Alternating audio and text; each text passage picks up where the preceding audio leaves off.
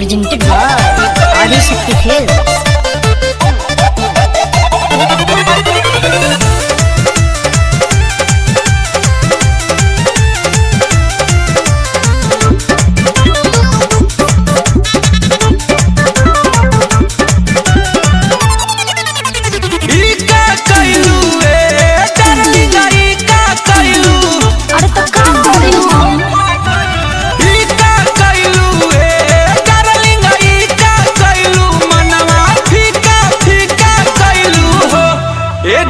फूल पा बोला के मिले नहायलू मौके पा तू धोखा कैलू हो।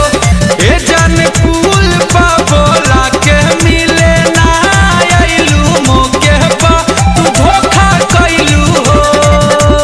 अबते रही ए जानू अबते रही तले मम्मी देखले न सहो ताहार दी हल हई नई का मोबाइल बा नहले में लेके फेंक देल सहो ताहार दी हल हई नई का मोबाइल बा नहले में लेके फेंक देल सहो।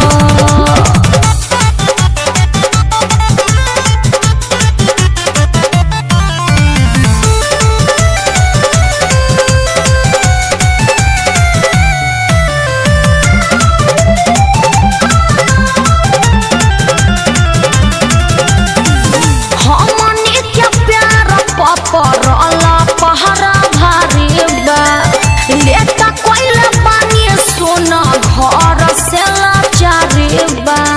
अरे तो का करी कोशिश तो करते बानी नु। बड़ी देर रहनी खड़ा बेट कोइल बुझाइल बाड़ा ए जानू हो कावन आइल रहे उलझन। अरे मरले बिया ए जानू मरले बिया दहिया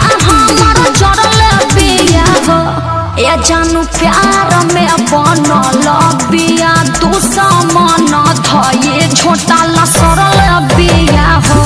ए जान फूल पा बोला के मिले नहायलू मौके पा तू धोखा कैलू हो।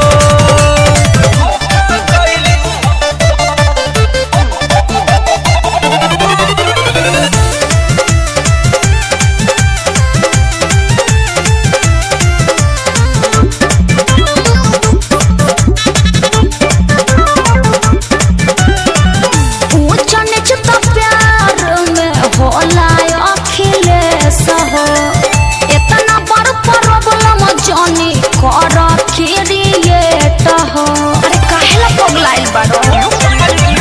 गुंजन के तयास लागल प्यार में बनैलू पागल ए जानू हो ऐसे कबो तुरिहा जानी मान। प्यार कर ए जानू प्यार कर बहिया में बार बार धर हो। ए जानू